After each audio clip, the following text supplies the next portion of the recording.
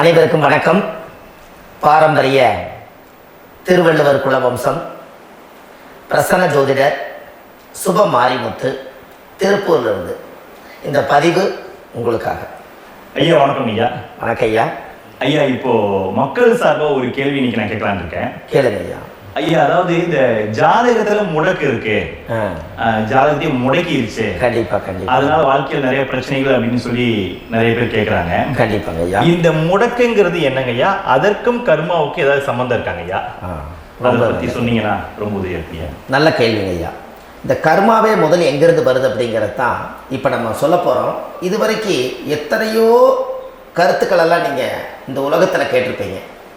ஆனால் இந்த பதிவில் நீங்கள் பொறுமையோடு இந்த கருத்தை ஒரு இனிமையோடு நிதானமாக கேட்டிங்கன்னா உங்களுடைய ஊழ்வினை கர்மா எங்கிருந்து உருவாச்சு, இதனுடைய இந்த கர்மானால் நாம் என்ன கஷ்டப்படுறோம், நாம் இந்த பூமியில் பிறக்கிறதுக்கு என்ன வரம் வாங்கி வந்தோம், நம்ம பாவ புண்ணியம் எல்லாம் ஜாதக கட்டத்தில் போய் எப்படி எடுக்கிறது, நம்மளுடைய தோஷம்னு சொல்கிறோமே அந்த தோஷம் எப்படி கிரியேட் ஆகுது, நம்ம இந்த பூமியில் பிறக்கும் போது கொண்டு வந்த கர்மாவா, இல்லை கடவுளே நம்மளுக்கு ஒரு தண்டனையாக கொடுத்த கர்மாவா, இல்லை நம்ம இந்த பூமிக்கு வந்ததுக்கு அப்புறம் செய்த கர்மாவா, இது எல்லாத்தையுமே நம்ம பொறுமையாக கேட்கணும்னா கண்டிப்பாக இந்த பதிவை நீங்கள் பொறுமையோடு கேளுங்க. உங்களுக்கு இதில் ஒரு பெரிய ஒரு ரகசியம் ஒன்று அடங்கியிருக்குது. அந்த ரகசியத்தை தான் இன்னைக்கு இந்த உலகத்துக்கு அரங்கேற்றம் பண்ணுறேன். இந்த முடக்கு நம்ம ஐயா கேட்டதில் ஒரு அற்புதமான ஒரு விஷயம் என்ன அப்படின்னு கேட்டிங்கன்னா, முடக்குங்கிறது அந்த காலத்தில் பெரிய திறமையை கட்டி போட்டு வச்சுட்டா நம்மளால் அது இயங்க முடியுமா? முடியாது இல்லைங்களா ஐயா? முடியாது. அப்போது அதே மாதிரி ஜாதக கட்டத்தில் நமக்கு வேண்டிய யோகத்தை கடவுளே நம்மளுக்கு நாம் செய்த பாவத்தினால அது முடக்கி வச்சிருச்சுன்னா அந்த பாவகத்தை அந்த ஜாதகர் அனுபவிக்க முடியுமா? முடியாது, அனுபவிக்க முடியாது. அப்போ அந்த அனுபவிக்க முடியாம வெளி உலகத்துல போய் நம்ம தேடி போன பிறவியில செய்த பாவத்தை இந்த பிறவியில நீங்க தேடி கண்டுபிடிச்சு வாழ்க்கையில நீங்க எப்போ மேலுக்கு வருது? அப்போ அந்த கர்மா 12 ராசி கட்டத்துக்குள்ள 27 நட்சத்திரத்துல 9 கிரகங்களுக்குள்ள ஒரு பெரிய ஒரு ஆத்துமாத்துமான கர்மா, உங்க பூர்வ ஜென்ம கர்மா இதுக்குள்ள எங்கேயோ ஒரு இடத்துல முடங்கி இருக்குது. இந்த முடக்க மட்டும் உங்க ஜாதகத்துல நீங்க கண்டுபிடிச்சிட்டீங்கன்னா ஹைலைட்டா வாழ்றதுக்கு இந்த உலகத்துல சுதந்திரமான வாழ்க்கை வாழ்றதுக்கு ஒரு மிகப்பெரிய பொக்கிஷம் உங்க ஜாதகத்துக்குள்ளேயே இருக்கு. அப்போ அந்த ஜாதகத்துக்குள்ள நாம போன பிறவியில நம்ம கர்மா நாம் என்ன செய்திருக்கணும் உங்களுக்குள்ள பெரிய குழப்பம் இருக்கும். என்னங்கய்யா, நீங்க என்ன கர்மா பண்ணிட்டு வந்தீங்க, நாம போன பிறவில நம்ம யாரை ஒரு வதச்சோம், யாரை நம்ம மனசை புண்படுத்தணும், நம்ம தாத்தாவுக்கு சோறு போட்டோமா, நம்ம பாட்டனுக்கு சோறு போட்டோமா, நம்ம முப்பாட்டனுக்கு சோறு போட்டோமா, நம்ம கொள்ளு பாட்டனுக்கு சோறு போட்டோமா, அப்ப நம்ம அப்பாவுக்கு நம்மளை பெற்றவருக்கு நம்ம சாப்பாடு கொடுத்தோமா, இவங்களுக்கெல்லாம் நம்ம சேவை பணிவடைகள் செஞ்சோமா, நம்மளுடைய உறவுகளுக்கெல்லாம் அரவணைச்சு போனோமா, நம்மளுடைய இந்த மாதிரி நாம் ரத்த சம்பந்த உறவுகளை இருந்துதான் இந்த உலகத்துக்கு நம்ம வெளியில வந்திருப்போம். அப்போ வெளியில நீங்க நிற்கிறீங்க, அப்படியே மேலே போய் பார்த்தீங்கன்னா ஒரு 7 தலைமுறையில ஒவ்வொருத்தரும் செய்த கர்மாவெல்லாம் நம்ம பிளட் ரிலேட்டிவா இப்போ நீங்க கரண்ட்ல இருக்கிறவங்க கிட்ட தான் டெபாசிட் பண்ணியிருக்கு.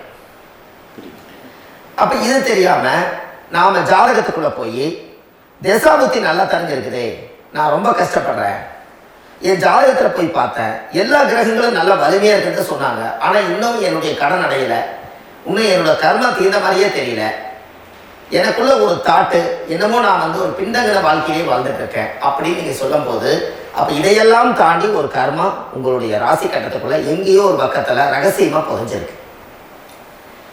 அப்போ அந்த ரகசியமா புதைஞ்சிருக்கக்கூடிய அந்த முடக்கு தான் இன்னைக்கு இந்த உலகத்துக்குள்ள நீங்க தெரிஞ்சுக்கக்கூடிய விஷயம். அப்போ அந்த முடக்குங்கிறது ஒரு உண்மை இந்த உலகத்துக்கு நம்மளை எல்லாத்துலேயும் நல்லா யோசிச்சு பாருங்க. 12 ராசி கட்டம் இருக்குதுங்களா ஐயா? ஆமாங்க ஐயா. ஆனா கிரகம் எத்தனை இருக்குதுங்க?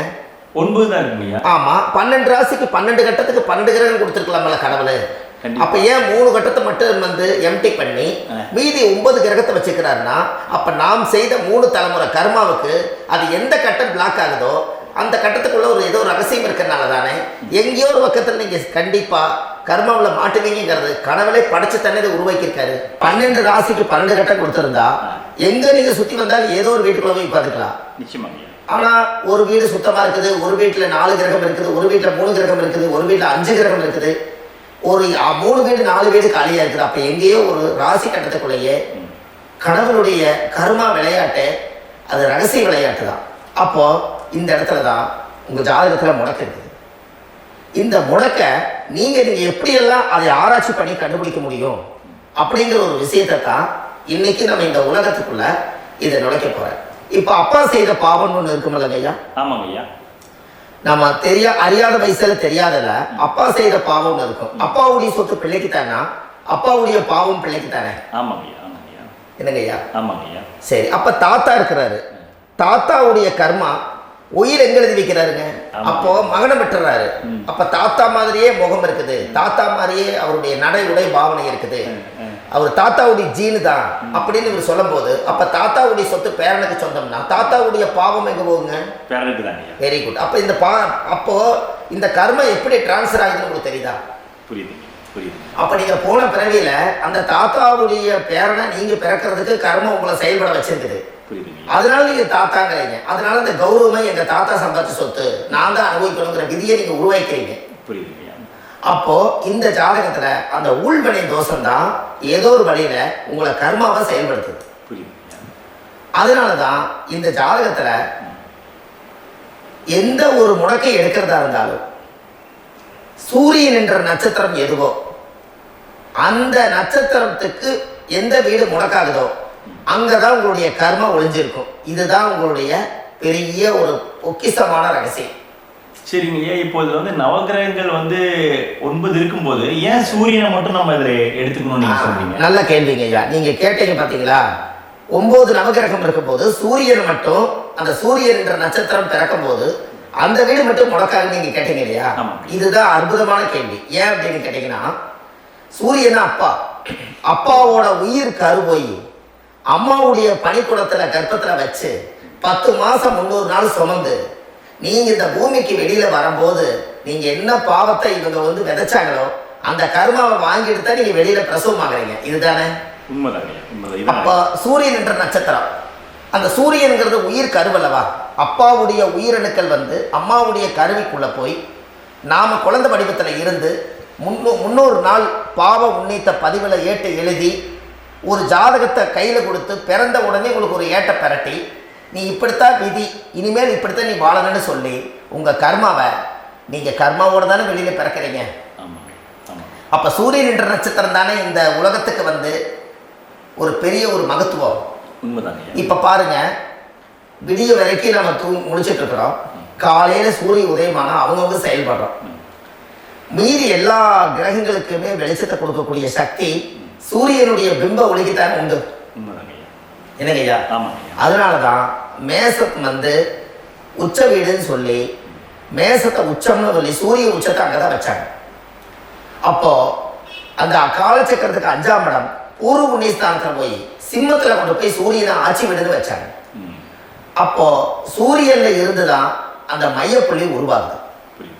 அப்போ உங்களுடைய ஜாதகத்துல அந்த சூரியனாகப்பட்டவர் பிறக்கும் போது நீங்க உங்க ஜாதகத்தை நீங்க எடுத்துக்கங்க ஐயா. நீங்க இன்னைக்கே போய் கதவை திறந்து உங்க பெட்டியை திறந்து பீர்வாவுக்குள்ள உங்களுடைய ஜாதகம் இருக்குது, அந்த ஜாதகத்தை எடுத்து ஜோதிடர்கிட்டையே நீங்க சந்தேகம் கேட்கறதுக்கு முன்பு நீங்களே உங்களுடைய கர்ம பத்தி தெரிஞ்சுக்கிறதுக்கு இந்த பதிவுல உங்களுக்கு ஒரு ரகசியத்தை சொல்லித்தாங்க. உங்க ஜாதகத்துல இப்ப இது வரைக்கும் ராசி கட்டத்தை நீங்க பார்த்திருப்பீங்க. ஆனா பாதசாரம்னு ஒண்ணு இருக்கும் இல்லைங்களா? ராசிக்கு பாதசாரம்னு ஒண்ணு இருக்கும்.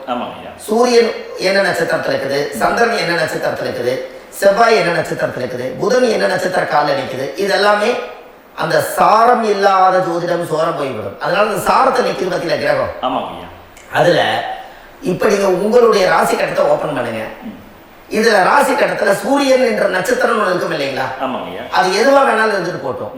அந்த நட்சத்திரம் தான் நீங்க பிறக்கும் போது தாயுடைய கருவறைக்குள்ள கரு உருவான நட்சத்திரமே அதுதான். புரிஞ்சுங்களா ஐயா? பிறக்கும் போது நீங்கள் அந்த கருவுடைய நட்சத்திரம் அப்பா வந்து கருவை உருவாக்கி கர்மாவை விதைச்சது அந்த சூரியன் என்ற நட்சத்திரம் தான். அந்த வீட்டுக்கு தான் இந்த ராசி கட்டத்தில் உங்களுக்கு முடக்கு உருவாகுது. புரிஞ்சுங்களா ஐயா? அப்போ ஒரு ஜாதகத்துல சூரியன் என்ற நட்சத்திரம் எதுவோ அதுதான் உங்களுடைய கர்ம நட்சத்திரம். இப்ப நம்ம பிறக்கிறதுக்கு முன்னாடி அப்பா கிட்ட அந்த கர்ம டெபாசிட் ஆயிருக்கும். அதை டிரான்ஸ்ஃபர் எப்படி பண்றாரு? அவர் ஒரு கல்யாணம் வச்சு அவர் குடும்ப வாழ்க்கையில வாழ்ந்து நம்மளோட உயிர் கருவை கொண்டு போய் ஊராம் பொண்ண கல்யாணம் பண்ணி பொண்டாட்டின்னு எடுத்துக்கொண்டு அந்த பொண்டாட்டிங்கிற உரிமையாகி இவருடைய உயிர் கரு உருவாகி வாரிசுகள் வெளியில வருது.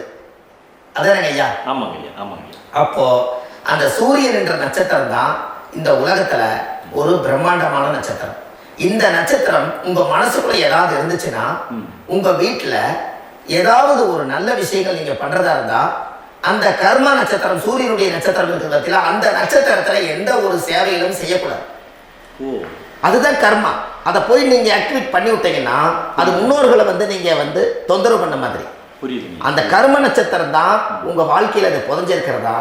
இப்போ குழந்தை பிறந்தாலோ சீர் சீமந்தங்கள் நீங்க செய்யறதாலோ கல்யாணம் முக்கிறதுனாலோ உங்க ஜென்ம நட்சத்திரத்தன்னைக்கு கல்யாணம் பண்ண வேணும்னு சொல்லிக்கிறாங்க இல்லைங்க? உங்களுக்கு ஜென்ம நட்சத்திரத்துக்கு முன்னாடி உங்களை உருவாக்குன நட்சத்திரம் தான் ஜென்ம நட்சத்திரம்.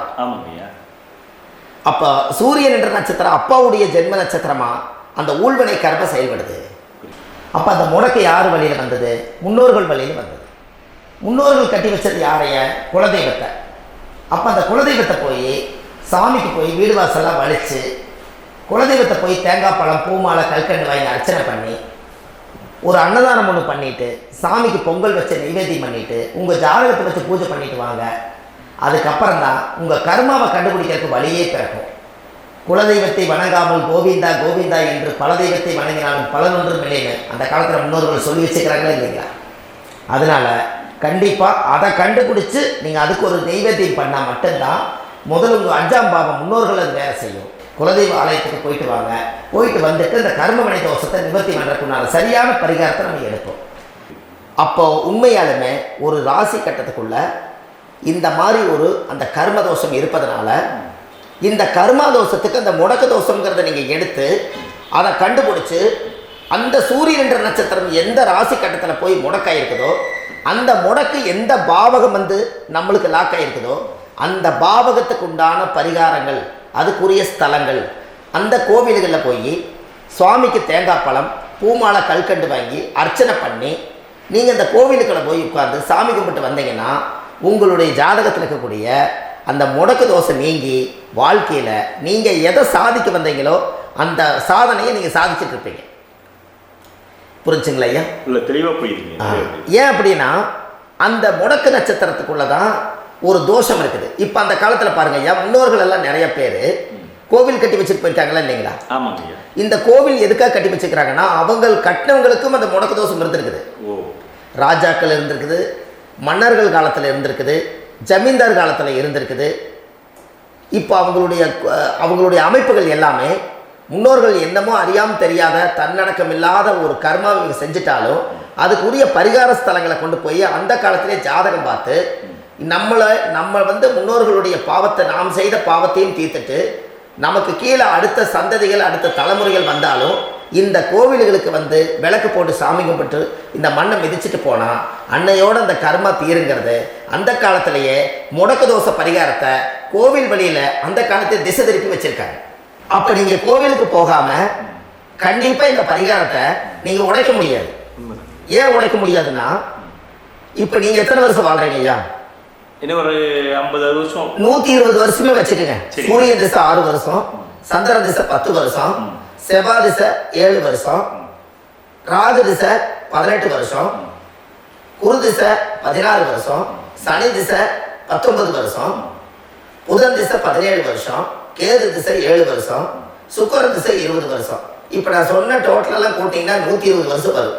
இது ஒரு மனிதர் பிறந்து பூர்ண ஆயுளோடு வாழ்ந்தால் இந்த 120 வருஷம் வாழ்ந்தால் அவர் இந்த பூலோக பதவியை விட்டு சிவலோக பதவி போயிடுவார்.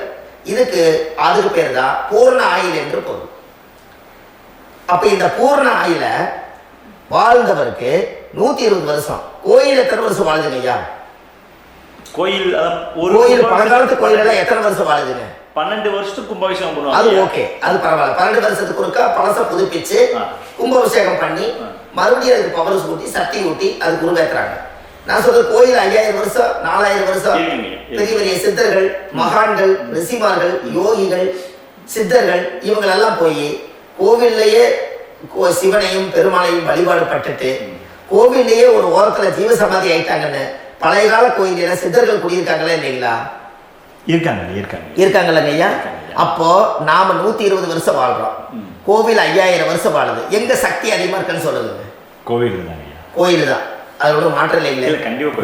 அப்ப கோவில தான் அந்த சக்தி இருக்குது நீங்க சொல்றீங்க. அப்போ உங்களுடைய கர்மாவை உடைக்கிறதுக்கு 120 வருஷம் பெருசா 5000 வருஷம் பெருசான்னு சொல்லுங்க? 5000 தான். அப்ப 5000 வருஷம் உள்ள அலைகள் வந்து எத்தனை அந்த சிவனுக்கு ஒரு சிவன் கோயிலே உங்களுக்கு முடக்கு தோஷத்துக்கு ஒரு கோயில் வருதுன்னு வச்சுக்கோங்க.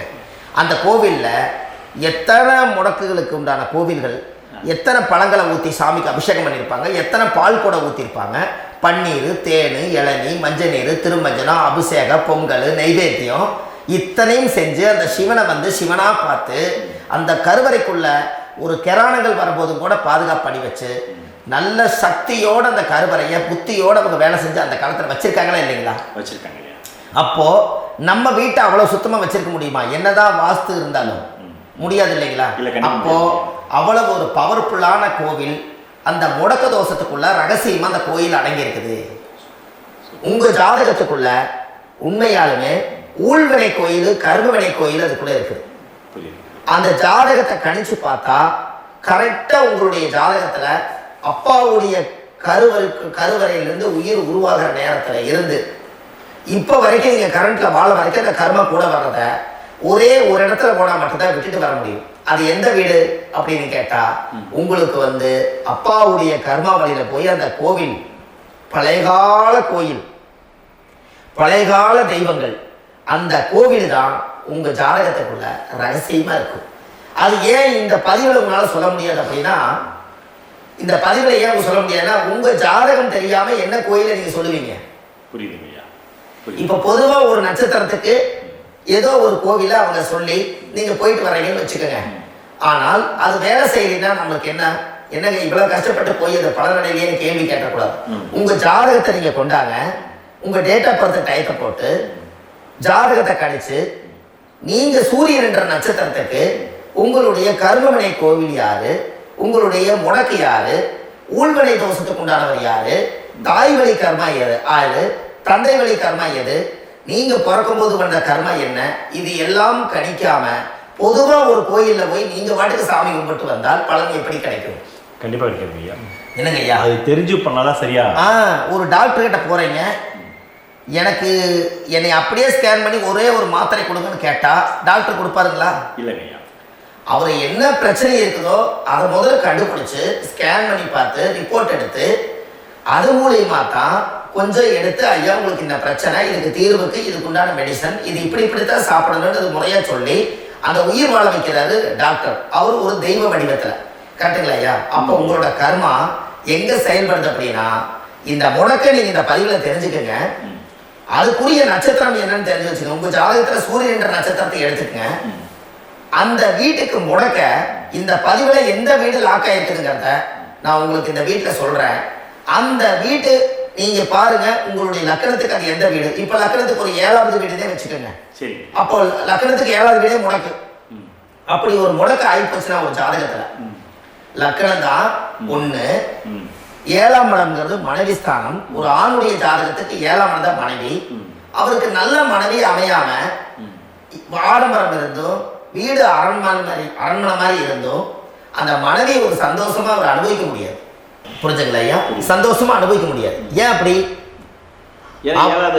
7ஆம் இடத்துல தான் அவரோட கர்மம் உட்கார்ந்து இருக்குது. கரெக்டா சொன்னீங்க. 7ஆம் இடத்துல தான் அந்த கர்மம் உட்கார்ந்து இருக்குது.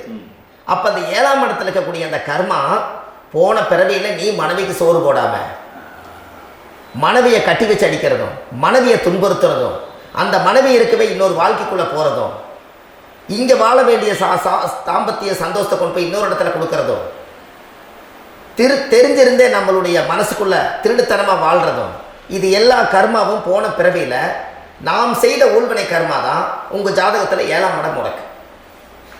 அப்போ அந்த 7ஆம் இடம் முடக்கா இருந்துச்சுன்னா கண்டிப்பாக உங்கள் ஜாதகத்தில் நீங்கள் என்ன அனுபவிச்சிட முடியும்? நல்ல நண்பர்கள் கிடைக்க மாட்டாங்க, நல்ல ஒரு பார்ட்னர்ஷிப் அமையாது, நல்ல ஒரு நட்பு வட்டங்களில் எதையும் அனுபவிக்க விடாது, ஒரு அங்கீகாரமான உறவுகளில் போய் நம்ம ஸ்ட்ராங்காக நிற்க முடியாது.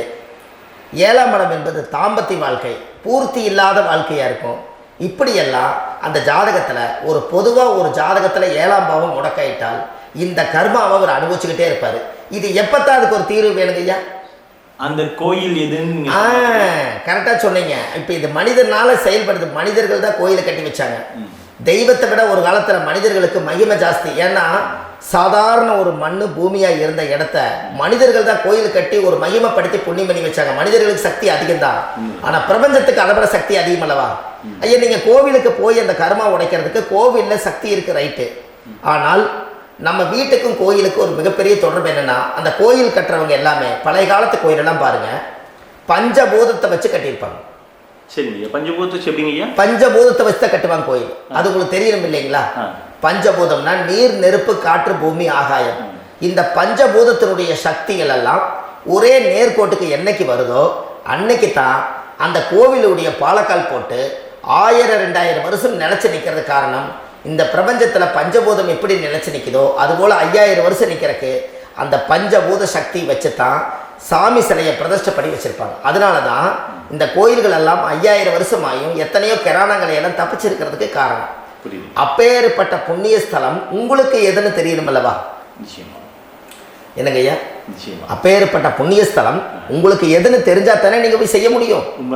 இல்லாட்டி கண்டிப்பா தெரியாது. அப்போ இந்த முடக்கு தோஷத்தை கடவுள் கிட்டத்தை கொண்டு போய் ஒப்படைக்கணும். நாம் பிறக்கும் போது கொண்டு வந்த கர்மாவை நாம் இருக்கும் காலத்தில் கொண்டு போய் இந்த கர்மாவை சுத்தப்படுத்தி, நீங்க பாவ ஆத்மாவை இந்த பூமியில பிறந்து பூலோகத்தில் எல்லா புண்ணியத்தையும் செஞ்சுட்டு இந்த பூலோகத்தை விட்டு நீங்கள் போகும்போது புனித ஆத்மாவாக போகணும்னா உங்கள் கர்மாவை கொண்டுட்டு போகாதீங்க, கர்மாவை நிவர்த்தி செய்யுங்க. என்னங்க ஐயா? புரியுதுங்க.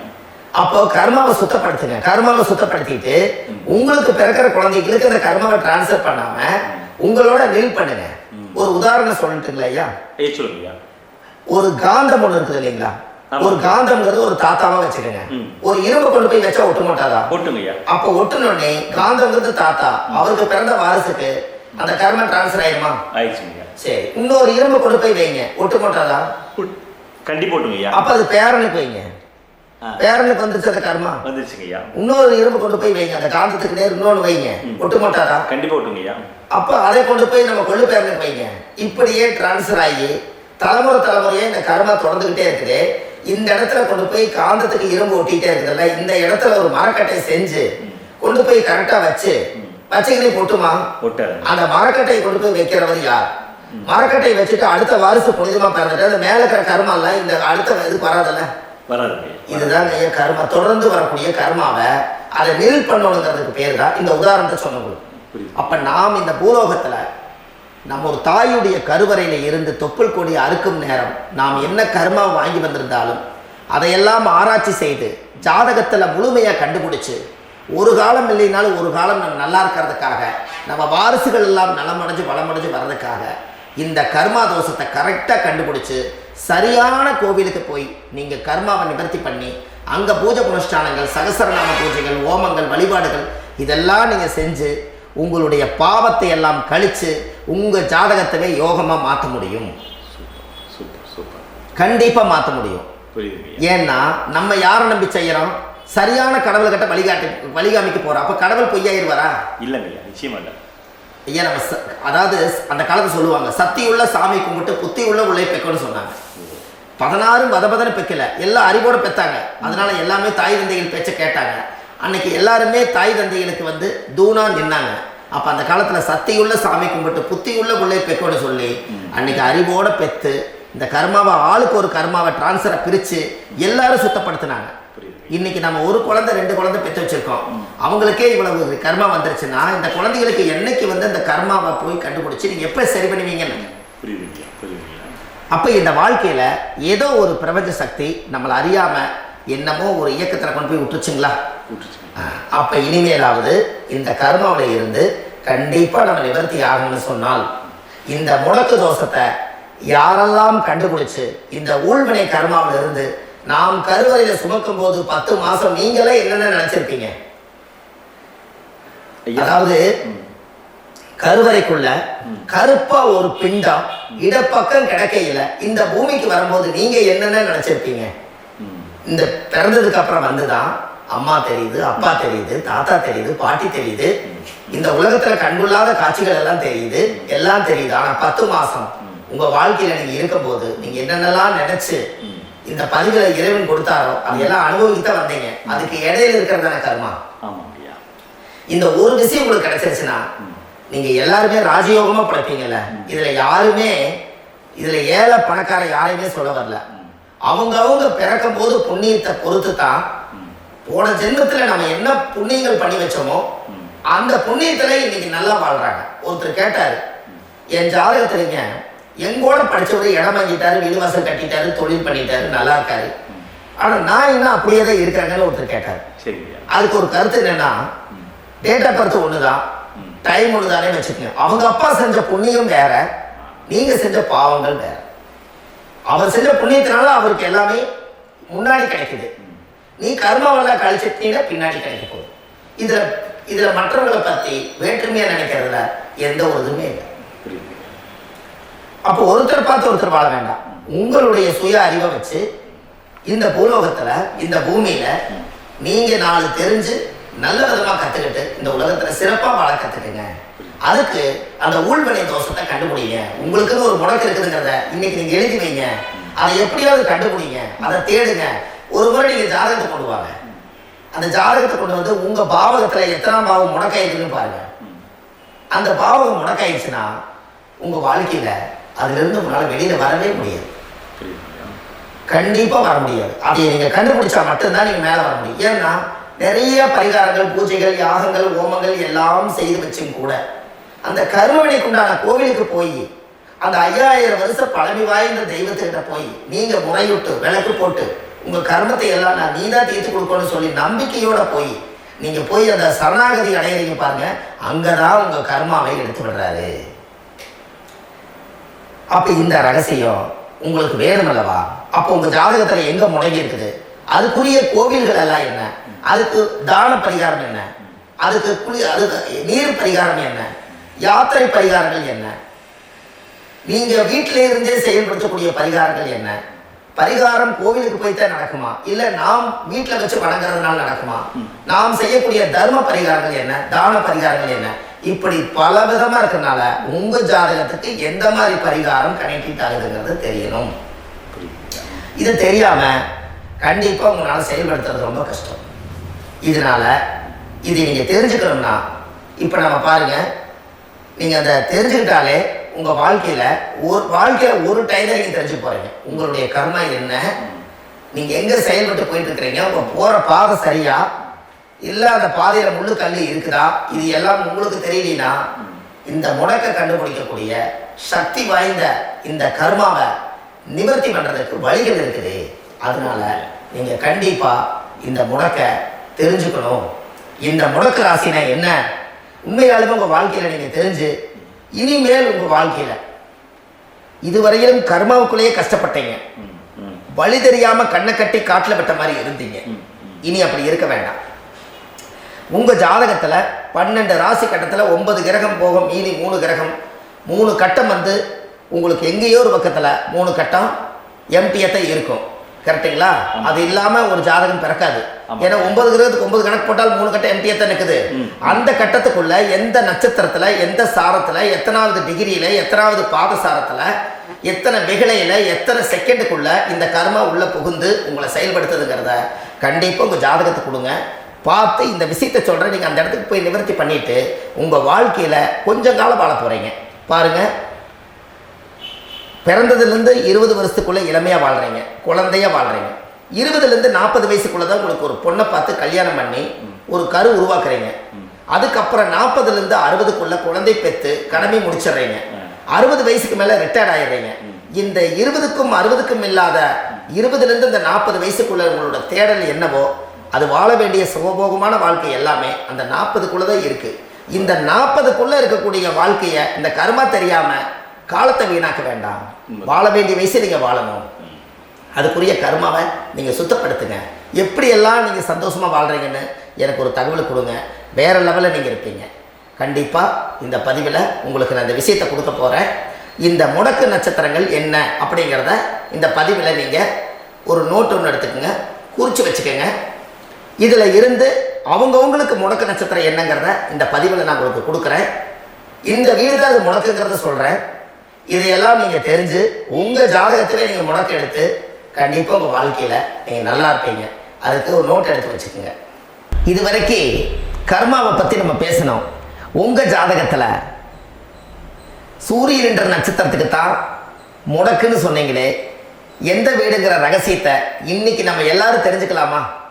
இத்தனை காலமாக நீங்கள் தெரிஞ்சுக்காத ஒரு ரகசியத்தை இன்னைக்கு உங்கள் ஜாதக கட்டத்தில் நீங்களே முடக்க கண்டுபிடிச்சி அதுக்கு உண்டான பலனை தேட போகிறீங்க.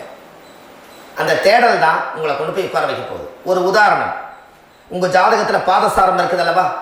அந்த பாதசாரத்தில் சூரியன் என்ற நட்சத்திரம், சூரியன் நின்ற நட்சத்திரம் பாதசாரத்தில் கரெக்டாக எடுங்க. சூரியன் என்ற நட்சத்திரம் பரணி நட்சத்திரமாக இருந்தால் சிம்மம் தான் முடக்கு. அப்போ பரணி நட்சத்திரக்காரர்களுக்கு அந்த சிம்மத்தில் வந்து முடக்காயிட்டா, அப்போ உங்கள் லக்னத்துக்கு அது எத்தனாம் பாவமோ அந்த பாவகம் முடங்கிடும். அந்த பாவகத்தை நீங்கள் அனுபவிக்க முடியாது. அதிலிருந்து தான் உங்கள் கர்மாவே அங்கே ஒழிஞ்சிருக்கும். அது உங்கள் லக்னத்துக்கு அந்த சிம்மம் எத்தனாவது வீடு உங்களுக்கு தெரியும்.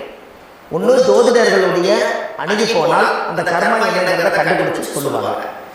அப்போது உங்கள் வாழ்க்கையில் பரணி நட்சத்திரத்தில் சூரியன் என்ற நட்சத்திரம் அது பரணியாக இருந்தால் அந்த சிம்ம ராசியில தான் முடக்கு இருக்கும். அப்போ அந்த சிம்மம் முடக்க போய் ஆலய வழிபாடுகளில் போய் மட்டும்தான் அந்த கர்மாவை சரிப்படுத்த முடியும். தான பரிகாரம், தர்ம பரிகாரம், உங்களுடைய வாழ்க்கையில் எளிமையான உங்கள் வீட்டில் தர்ம வழி பரிகாரத்தை செஞ்சு உங்கள் கர்மாவை சுத்தப்படுத்த முடியும். ஆனால் அந்த ஜாதகத்தில் அது என்ன கர்மான்னு கண்டுபிடிக்காம ஒரிஜினல் பரிகாரம் நீங்கள் செய்ய வேண்டியது என்னங்கிறது ஜாதகம் பார்க்காம உங்களுக்கும் தெரியாது. அப்போ அதை கண்டுபிடிச்சி தானே நீங்கள் கோயிலுக்கு போயிட்டு வரணும்.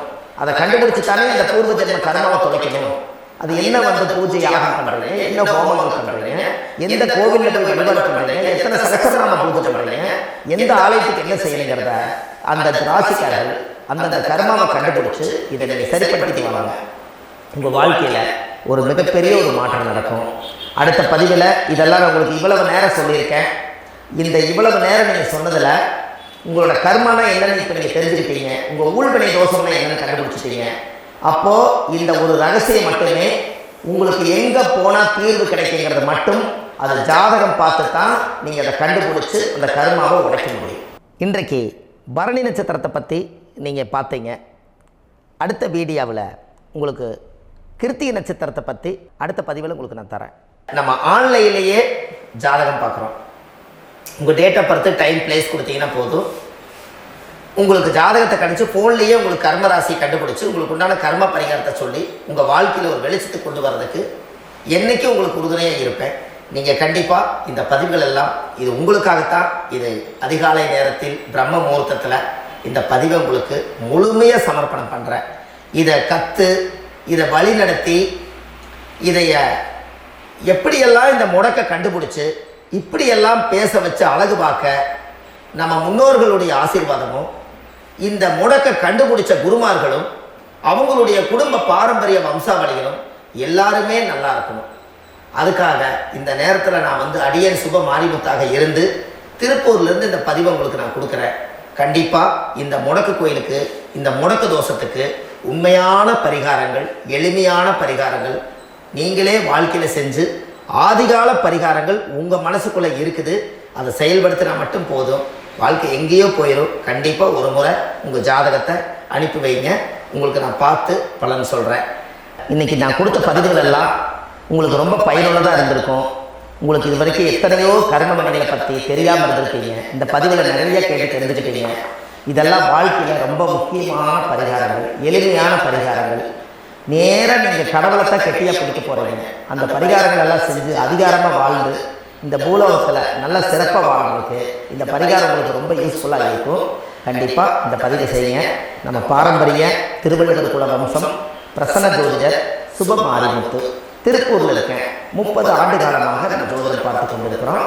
இவ்வளவு காலமாக எத்தனையோ ஆயிரக்கணக்கான மக்களுக்கு நம்ம ஜோதிடம் பார்த்து வழிகாட்டி நிறைய மக்களுக்கு நிறைய சேவைகள் செஞ்சுருக்கேன். நிறைய கோயில் கட்டி வச்சுருக்கேன், கும்பாபிஷேகங்கள் பண்ணி வச்சுருக்கேன், அன்னதானங்கள் நிறையா பண்ணி வச்சுருக்கேன், புண்ணிய யாத்திரைகள் நிறைய போய் வந்திருக்கேன். மக்களுக்காகவே நான் உங்களுக்கு உழைக்க தயாராக இருக்கேன். இந்த ஜோதிடம் என்னுடைய ஒரு பாரம்பரியமாக என்னுடைய அப்பா தாத்தா முன்னோர்கள் இதெல்லாம் எங்களுடைய குலத்தொழில் இது. அதனால் நாங்கள் பாரம்பரியமாக திருவள்ளுவர் குல வம்சம். வள்ளுவர் வாக்குன்னு யூடியூப் சேனலில் போனீங்கன்னா 1000 பரிகாரங்கள் கொடுத்துருக்கேன். அதுவும் உங்களுக்கு ரொம்ப யூஸ்ஃபுல்லாக இருக்கும். வள்ளுவர் வாக்கு அப்படின்னு போடுங்க. அப்படி இல்லைன்னா சுப மாரிமுத்துன்னு போடுங்க. இதில் பரிகாரங்கள் நிறையா கொடுத்துருப்பேன். கண்டிப்பாக இதெல்லாம் நீங்கள் சந்தித்து நீங்கள் ஒரு சப்ஸ்கிரைப் பண்ணி வச்சுக்கோங்க. நான் போடக்கூடிய பதிவுகள் எல்லாமே உங்களுக்கு நோட்டிஃபிகேஷன் வந்துடும். அதனால் நீங்கள் ஒரு சப்ஸ்கிரைப் பண்ணி வச்சுக்கோங்க. தினமும் ஒரு தகவல் உங்களுக்கு கொடுத்துக்கிட்டே இருக்கேன். இதெல்லாமே உங்களுக்கு ஒரு பெரிய சந்தோஷமான நிகழ்ச்சிகள். என்றைக்கும் உங்களோட நான் வாழ்கிறேன். உங்களுடைய குடும்பத்தில் நான் ஒருத்தராக இருந்து குடும்ப ஜோதிடராக நான் இருப்பேன். கண்டிப்பாக ஆயுள் உள்ள வரைக்கும் உங்களுக்காக இந்த ஜோதிடத்துக்கு உழைச்சி உங்கள் குடும்பத்தில் ஒருத்தராக நான் ஒரு ரத்த உறவில் நான் இந்த பூர்வ ஜென்மத்தில் உங்களுக்கு நான் கடமைப்பட்டிருக்கேன். கண்டிப்பாக அடுத்த பதிவில் உங்களை நான் சந்திக்கிறேன். வாழ்வது ஒரு முறை, வாழ்த்தட்டும் தலைமுறை. நன்றி, வணக்கம்.